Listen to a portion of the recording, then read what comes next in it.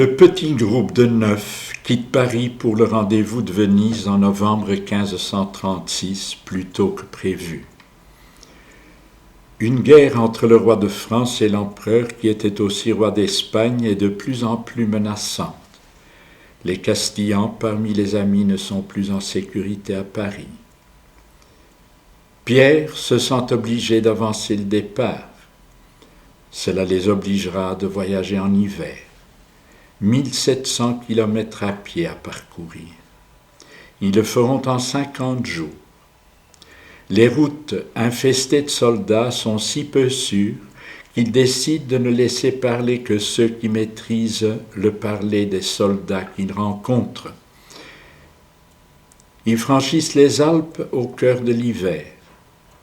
Diego Lainez témoignera plus tard qu'ils ont fait alors l'expérience à la fois du froid et de la faim et du danger de mort. Ce fut, dit-il, une route de la pauvreté de la croix du Christ. En janvier 1537, ils arrivent à Venise où Ignace les attend déjà. Son séjour au pays natal a été bref. Refusant d'habiter sous le toit ancestral, il a pris logis à l'hôpital des pauvres du village d'Aspeitia. Il s'est occupé des malades, a donné le catéchisme aux enfants et a réparé auprès des habitants les mauvais souvenirs qu'avait laissés son comportement de gentilhomme volage. Il a réglé aussi quelques affaires de famille, car il a dû considérer qu'il partait pour ne plus revenir. Il a même essayé de remettre sur le droit chemin un de ses frères prêtres qui vivait en concubinage. Comme quoi, la nécessité de la réforme, il la vivait au quotidien dans sa propre famille. On peut s'imaginer la joie des retrouvailles à Venise. Les voyages à l'époque étaient longs et périlleux et les moyens de communication plutôt lents et rares. Avait-il seulement eu des nouvelles d'Ignace durant cette longue séparation? Mais la joie est ternie par une ombre. Ignace a cherché en vain un capitaine prêt à les prendre sur son bateau. Venise est en conflit avec le Grand Turc et celui-ci bloque toute navigation en Méditerranée. On ne prévoit pas de départ pour le Proche-Orient avant longtemps. Ils n'en abandonnent pas pour autant leur rêve de partir en Terre Sainte. En attendant, ils rendent service dans divers hôpitaux et ceux qui ne sont pas encore prêtres se font ordonner, sauf le cadet, Salmeron, qui a bien l'instruction mais pas encore l'âge requis pour le sacerdoce. Ils se dispersent ensuite par petits groupes à différents endroits d'Italie du Nord pour faire une retraite et se préparer en priant à célébrer dignement leur première Eucharistie. En septembre 1537, ils se retrouvent tous réunis dans la ville de Vicence, au nord-ouest de Venise. Et comme aucun départ pour la Terre Sainte n'est annoncé, ils décident de se disperser de nouveau sur différentes villes universitaires d'Italie, afin d'y faire du travail sacerdotal. C'est alors qu'il se pose une question qui aura son importance pour l'avenir du groupe. Lorsqu'on nous demande qui nous sommes, comment allons-nous nous présenter? L'idée de former un nouvel institut religieux ne leur vient même pas à l'esprit. Mais ce sont leurs liens d'amitié qui les unissent. Ils diront donc qu'ils sont compagnons de Jésus. Ils appartiennent à la Compagnia de Jesus. Il n'y a dans ce choix de nom aucune résonance militaire. Ils se présentent comme un groupe d'amis dans le Seigneur, ce qu'ils étaient devenus à Paris. Des amis liés par un seul lien indéfectible, celui de leur attachement à Jésus-Christ qui a daigné les rassembler autour de Maître Ignace. Mais l'annexe conditionnelle du vœu de Montmartre apparaît également. Ignace, Pierre, Favre et Diego Lainez se rendront à Rome en éclaireurs. Sur le chemin de Rome, Ignace fait une expérience prémonitoire. Avant d'entrer dans la ville, il se retire quelques instants dans une petite église pour y confier au Seigneur ce qu'il considère comme un moment important de sa vie, l'entrée dans la vie éternelle. Tout d'un coup, il lui semble voir le Christ portant sa croix et entendre le Père s'adresser à son Fils par ces paroles « Je veux que tu prennes cet homme à ton service ». Puis le Christ, s'adressant à Ignace, lui dit « Je veux que tu nous serves ». Cette expérience d'Ignace, connue sous le nom de vision de la Storta, est pour lui ce que la transfiguration sur le mont Tabor fut pour les 3 intimes parmi les apôtres. En sortant de la chapelle de la Storta, il a la conviction inébranlable que ses prières ont été exaucées et que son désir de cheminer avec le Christ sur la route de Jérusalem, c'est à Rome qu'il se réalisera avec ses compagnons. C'est là qu'il réalisera sa devise « En todo amar y servir ». Alors les événements se précipitent. À Pâques 1538, tous se trouvent réunis à Rome. Ils ont compris qu'ils peuvent faire une croix sur leur projet palestinien.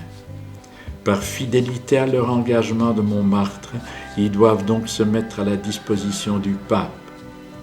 Le pape du moment, Paul III, les reçoit en novembre. Ce groupe de prêtres réformés et diplômés de la Sorbonne qui viennent si généreusement lui offrir leurs services l'impressionne et l'intrigue. Ce n'est pas si malvenu. Il a de quoi se faire des soucis avec ce qui se passe dans une bonne partie de l'Europe où les idées de Luther et de Calvin font de plus en plus d'adeptes. Il s'empresse de profiter de l'aubaine. Alors les amis prennent conscience à la fois de la force des liens d'amitié qui les unissent et de la fragilité humaine de ces liens devant la dispersion qu'entraînera leur engagement au service du pape. Beaucoup d'éléments étaient susceptibles de briser la cohésion du groupe. Sa composition était d'une grande diversité dans les origines et les racines culturelles de chacun. Ils étaient, comme ils le disent eux-mêmes, de cultures très différentes et partagées en opinions et avis divergents. Notre amitié résisterait-elle à la dispersion dès lors que nous nous offrons au vrai et légitime vicaire du Christ sur terre, pour qu'il dispose de nous et nous envoie là où il jugerait que notre ministère serait plus fécond, soit chez les Turcs, soit aux Indes, soit chez les hérétiques ou parmi tout autre peuple fidèle ou infidèle. Qu'est-ce qui est préférable ? Être si unis les uns aux autres et si étroitement liés ensemble en un seul corps qu'aucune séparation physique, même très considérable, ne pourrait nous séparer ou le contraire. Le contraire, c'est-à-dire s'en aller chacun au gré des missions que nous confiera le pape. 2 d'entre nous sont déjà sollicités. Le groupe d'amis dans le Seigneur va-t-il maintenir avec eux un lien d'entente mutuelle ou les laisser s'en aller sans garder avec nous plus d'attache qu'avec des étrangers à notre compagnie?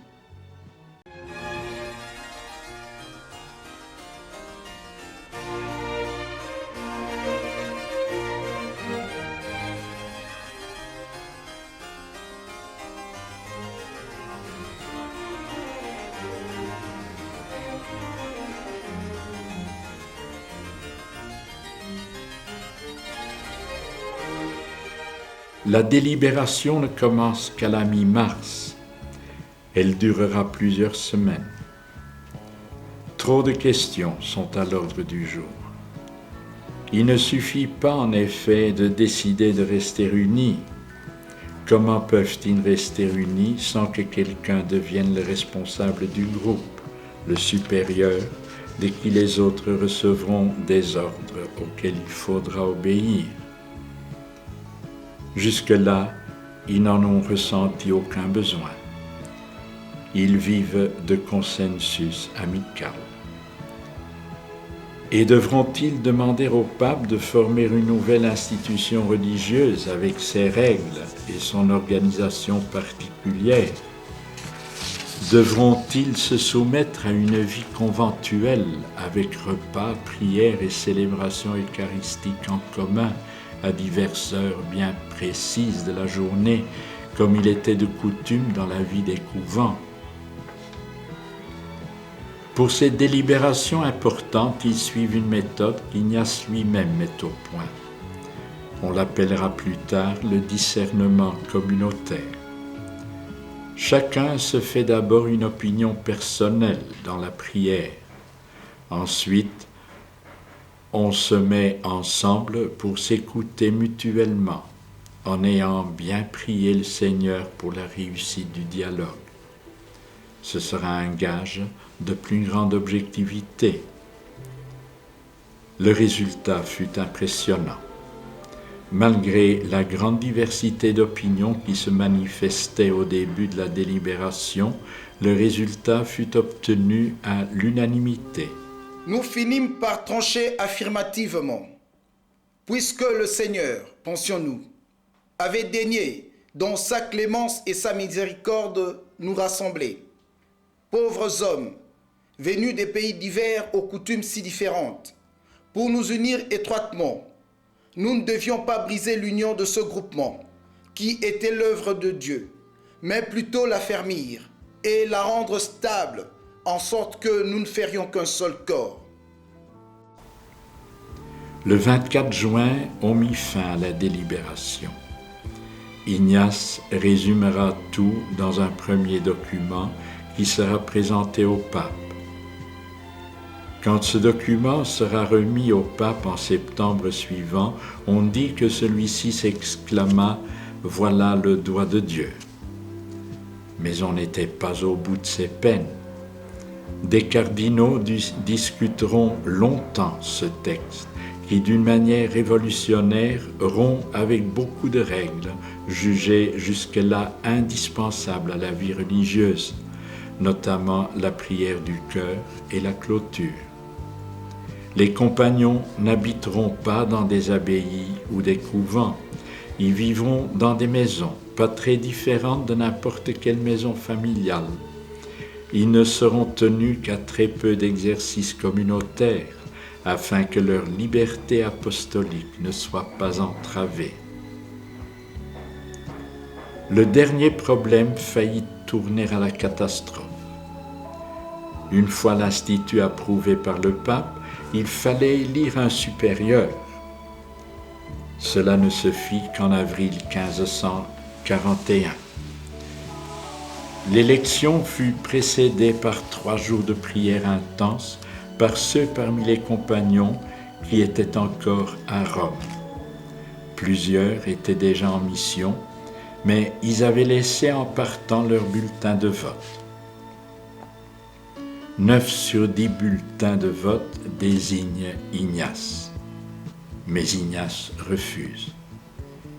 Il n'avait lui-même désigné personne, déclarant qu'il obéirait à celui qui récolterait la majorité des voix. Et on est pratiquement sûr qu'il pensait à Pierre Favre. On repasse au vote 15 jours plus tard. Ignace refuse encore. Certains commencent à s'énerver et un parle même de s'en aller. Mais Ignace reste inébranlable. Il accepte finalement de s'en remettre au conseil de son confesseur, un capucin.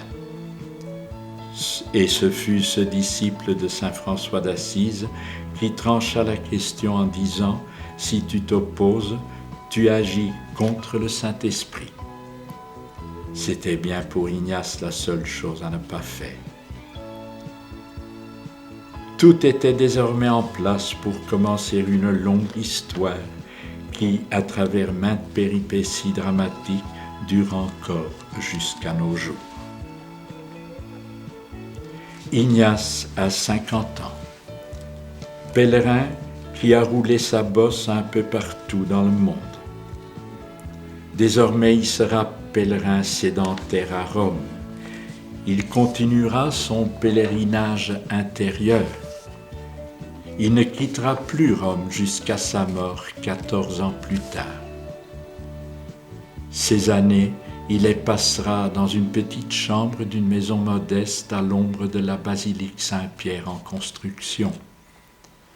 Pourtant, il ne perd rien de son zèle apostolique, de son étonnante habileté diplomatique qui lui avait permis à Paris de rendre service à ses compagnons.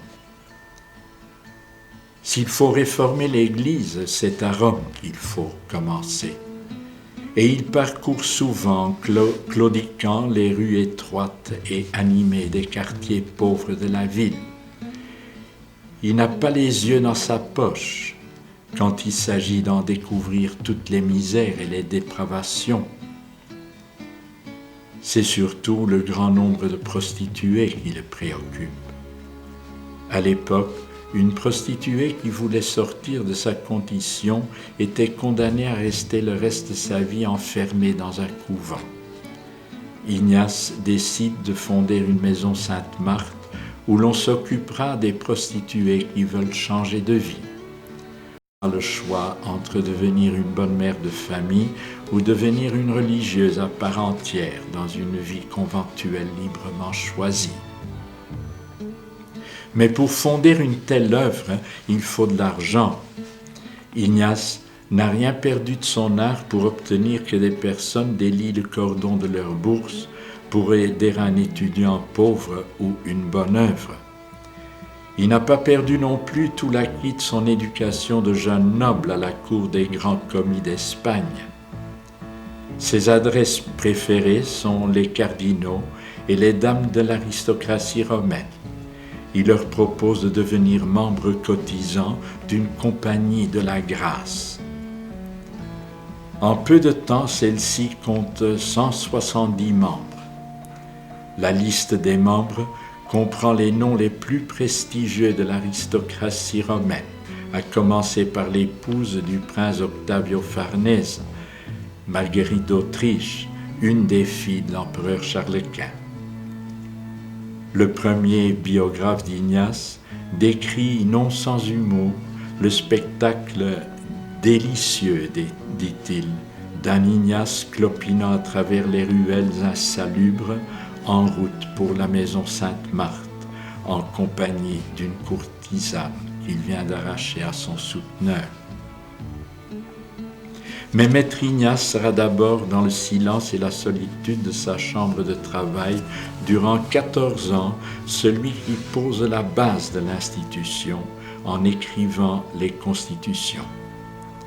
Et il sera surtout celui qui réalise le rêve si fortement exprimé lors de la délibération de 1539, celui qui soude l'amitié de tous, alors qu'ils deviennent de plus en plus nombreux et sont envoyés en mission aux quatre coins du monde. Pour l'union des membres entre eux et avec la tête, écrit-il dans les constitutions, le lien principal est l'amour de Dieu, notre Seigneur. Ancrer cet amour du Seigneur dans la vie des compagnons sera une constante de ses préoccupations. Mais quelle que soit la force des liens qui ont uni des personnes, ils ne peuvent que se relâcher si on perd le contact. La communication épistolaire des compagnons entre eux et avec la tête sera le grand principe de gouvernement d'Ignace. À son grand ami Pierre, qui se trouve en Allemagne en 1542, il écrit à ce propos une lettre étonnamment sévère. Il lui reproche de mélanger dans ses lettres les détails confidentiels et les nouvelles générales. Il veut qu'il écrive d'abord une lettre principale de nouvelles générales qui puisse être lue par tout le monde, afin de favoriser l'union des cœurs. Et il faut qu'elle soit bien composée, cette lettre, que Pierre prenne exemple sur Ignace lui-même.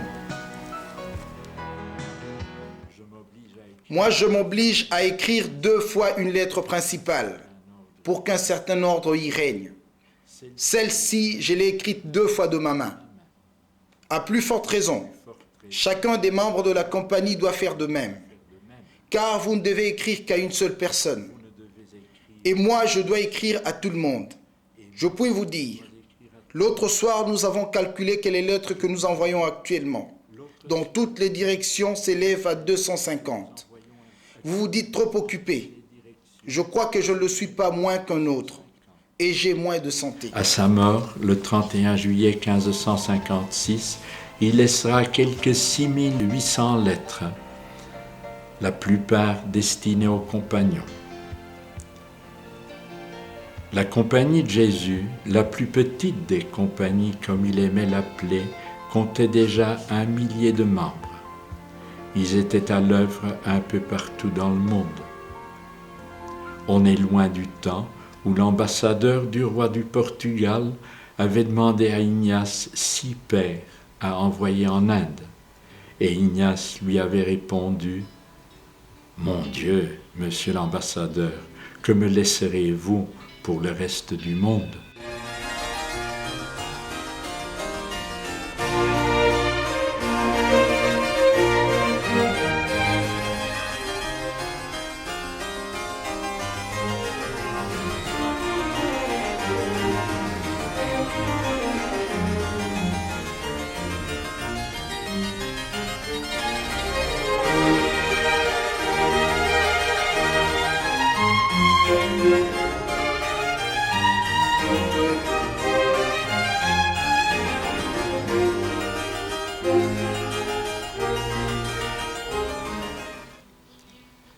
Pierre Favre fera son pèlerinage sur les routes d'une Europe déchirée, de Ratisbonne en Allemagne, à Madrid en Espagne, en passant par Cologne, Louvain, Anvers, Lisbonne, Coïmbre et Valladolid,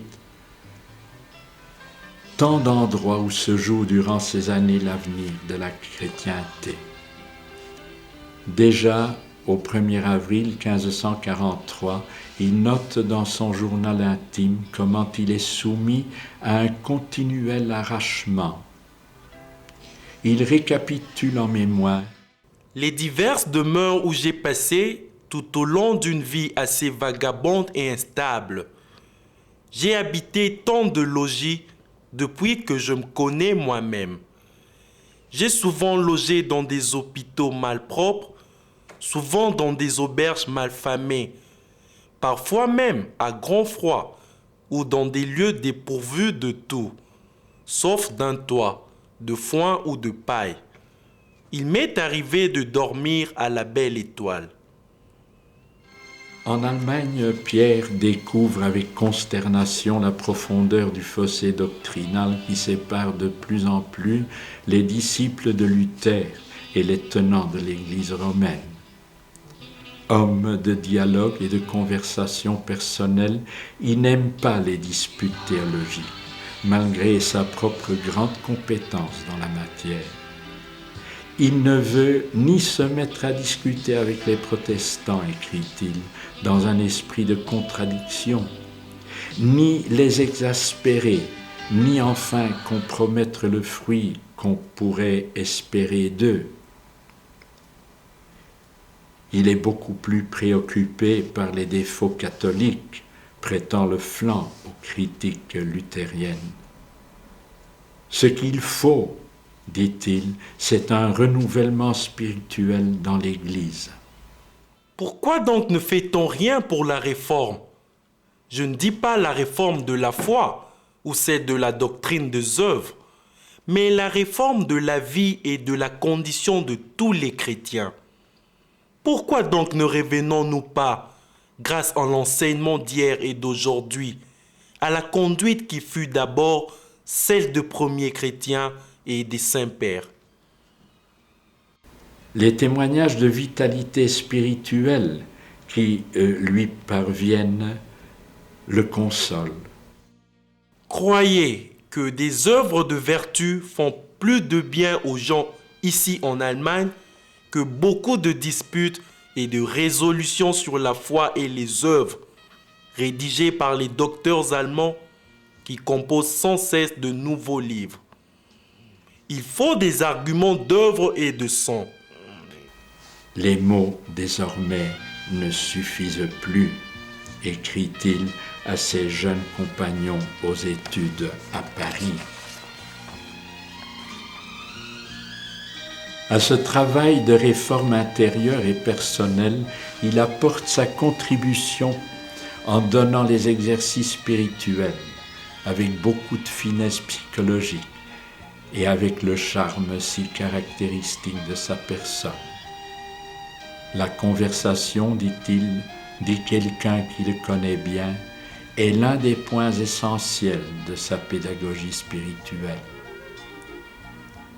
À ceux qui veulent combattre le mouvement protestant qui s'affermit de jour en jour en Allemagne au moyen de discussions, de pamphlets, de la contrainte des armes et des condamnations, il oppose résolument cette manière de procéder apprise auprès de Maître Ignace, notre manière de procéder, qui conduit à nous réformer nous-mêmes en profondeur, en nous tournant vers Jésus-Christ.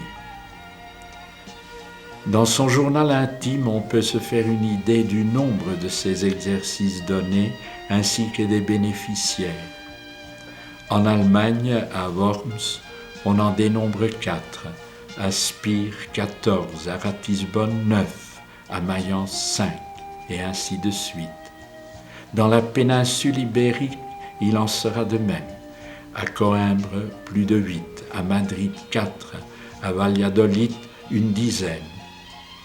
Il les donne à des cardinaux, des évêques, des docteurs en théologie, surtout à des prêtres, des religieux et des religieuses, mais aussi à des gentilshommes et des étudiants. En Allemagne, le jeune étudiant Pierre Canis, originaire de Nimègue aux Pays-Bas, Canisius, de son nom latinisé, sera sa plus grande conquête.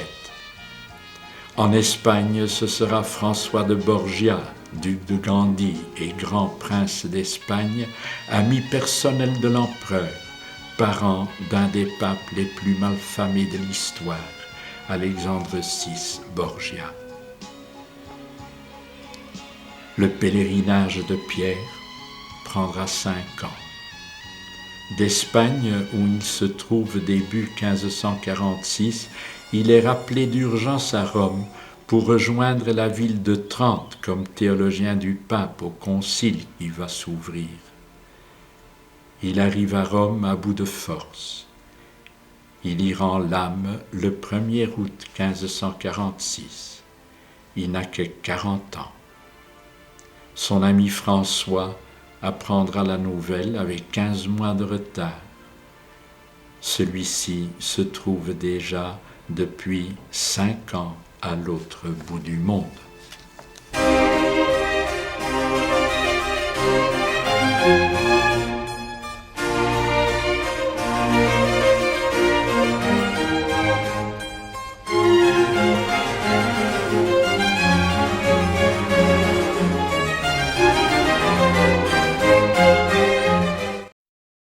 François, en effet, fera pèlerinage jusqu'au bout de la terre. Son épopée commence pourtant à l'improviste.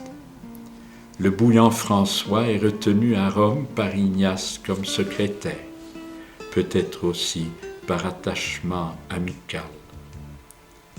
Lorsque le roi du Portugal, par l'entremise de son ambassadeur, demande des compagnons pour être envoyé en Inde, Ignace désigne Simon Rodrigues, le Portugais, et Nicolas Bobadilla.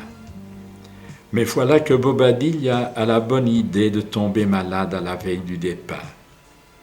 Les autres compagnons sont en mission et Ignace n'a sous la main que son ami François. Le départ de François se décide sur l'heure. Il a juste le temps de faire son sac de voyage en y fourrant, selon le propre témoignage d'Ignace, 2 vieux pantalons et une vieille chemise.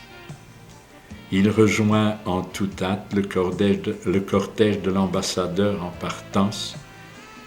Et à Lisbonne, il y a un nouveau contretemps. Le roi s'attache à son portugais de Simon et veut le retenir à la cour, pas tout à fait contre le goût de ce dernier. François partira donc seul, muni de tous les pouvoirs d'un légat du pape. Le voyage en caravelle n'est pas une sinécure. Les conditions de voyage étaient très rudimentaires, sauf peut-être pour ceux qui étaient logés au château, la partie du bateau à l'arrière, réservée au capitaine et à quelques passagers importants. Le légat du pape remercie pour l'honneur. Il fera le voyage au milieu de l'équipage et des aventuriers qui partent chercher fortune en Inde.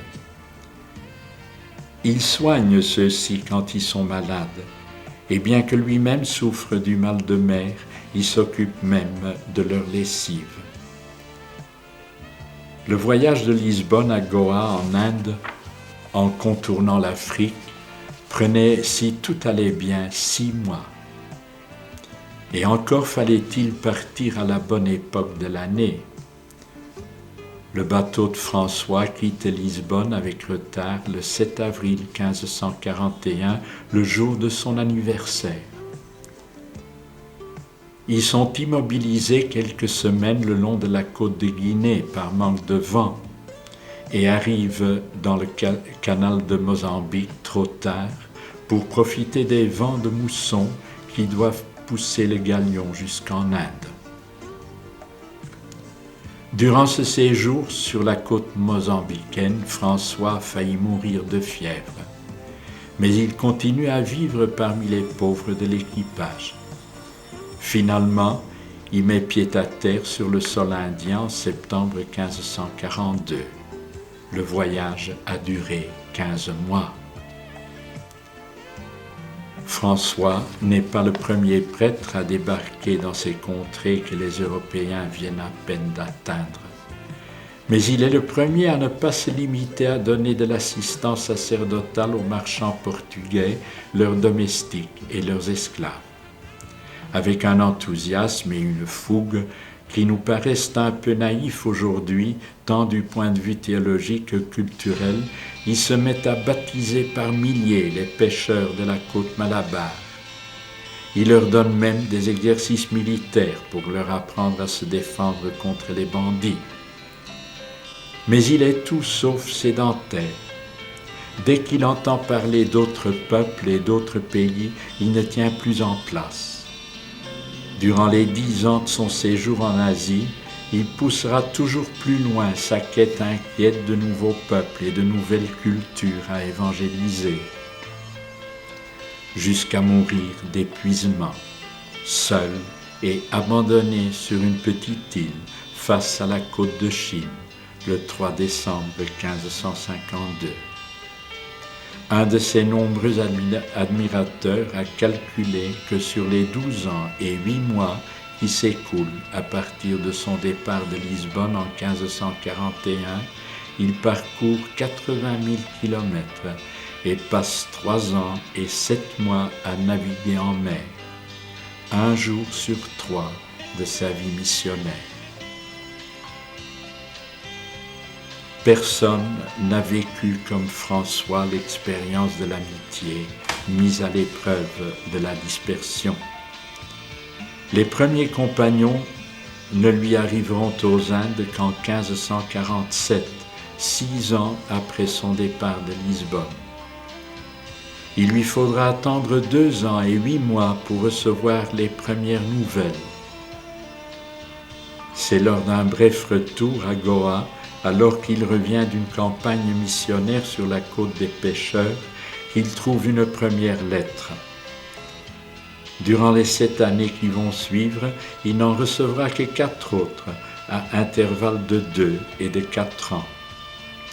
Une dernière lettre d'Ignace qui le rappelle à Rome, où l'on s'inquiète de son activité débordante, perçue comme trop agitée, ne lui parviendra jamais.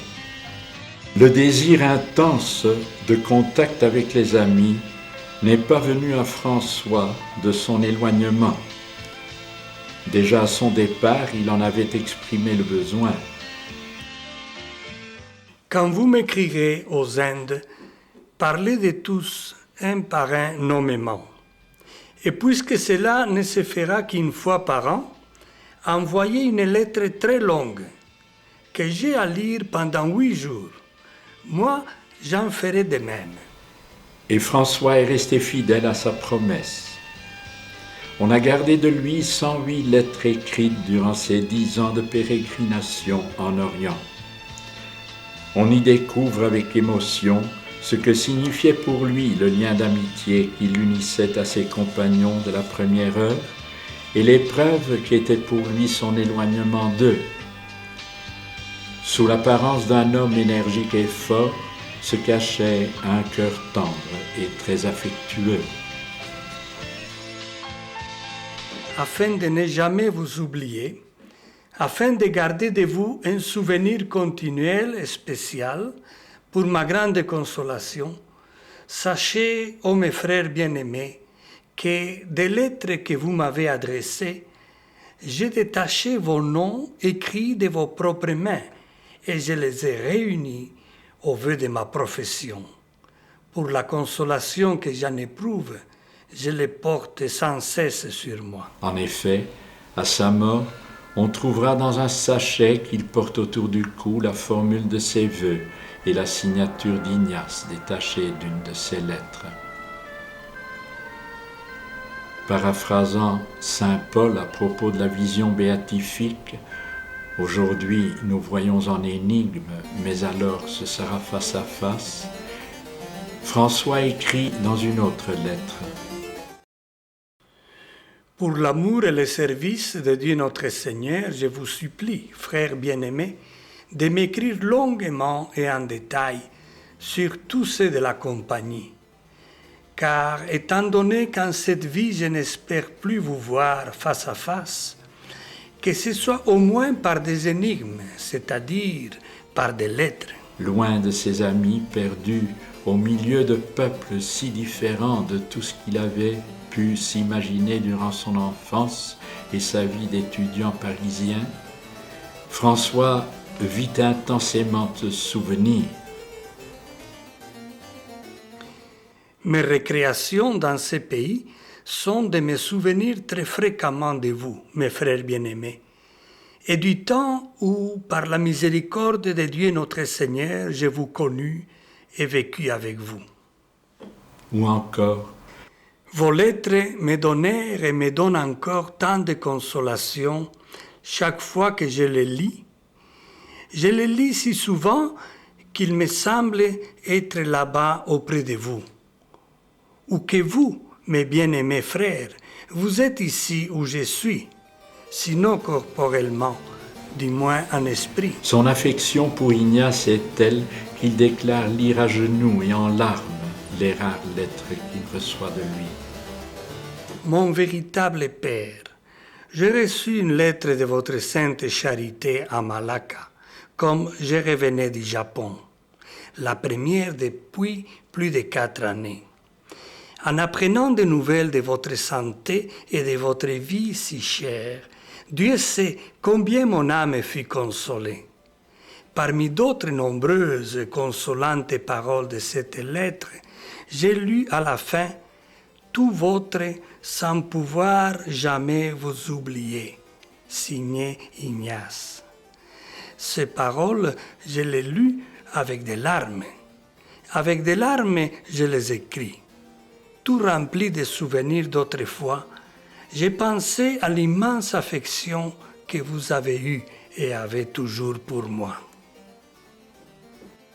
François est parti de Rome avant la fondation officielle de la compagnie. Il n'a jamais vu de près comment Ignace en assume le gouvernement. Mais il développe spontanément à la manière ignatienne la pratique du maintien du contact fraternel par les lettres. Avec l'arrivée en 1547 de quelques compagnons, il devient à son tour responsable d'une petite compagnie naissante en Inde. Sur le point de quitter ce petit groupe pour un nouveau voyage, en 1549, il laisse la directive suivante. Vous m'écrirez tout d'une manière détaillée, sur 2 ou 3 feuilles de papier. Tous les pères et frères m'écriront aussi, et chacun pour soi, comment ils se portent et quelles sont leurs consolations. Vous leur direz de les faire très longuement. C'est que François, le vagabond solitaire, a ressenti comme nul autre l'importance et le besoin viscéral d'être rattaché à une communauté et de vivre en communion étroite avec des frères qui partagent le même sentiment que lui, dans leur amour et leur offrande indéfectible à Jésus, le véritable et seul fondement de notre compagnie, dit-il. Cette compagnie, il la qualifie de sainte. Il proclame son attachement à elle d'une manière splendide et dramatique, en paraphrasant le verset du psaume 136, la ballade de l'exilé. Si je t'oublie, Jérusalem, que ma main droite se dessèche. Lorsque je commence à parler de la sainte compagnie de Jésus, je ne peux plus cesser d'y penser ni m'arrêter d'écrire. Mais voici que malgré mon désir d'en parler encore, et sans trouver de fin à donner à ma lettre, le départ imminent des vaisseaux me force de terminer. Comment mieux le faire qu'en proclamant à tous ceux de la compagnie, si jamais j'oublie la compagnie du nom de Jésus, que ma main droite soit vouée à l'oubli. Je sais ce que je dois à tous ceux qui en font partie. C'est grâce à vos mérites que le Seigneur me fit l'énorme faveur de connaître, selon ma pauvre petite capacité, ce que je dois à cette sainte compagnie. Dans une de ses lettres, Ignace donne à François quelques conseils de gouvernement, inspirés de toute cette spiritualité de compagnonnage et d'amitié dans le Seigneur. Il est important, lui rappelle-t-il, que le supérieur traite avec amour et charité tous les compagnons qui lui sont confiés, afin de les affermir davantage dans leur vocation et de les soutenir dans une vie apostolique souvent éprouvante.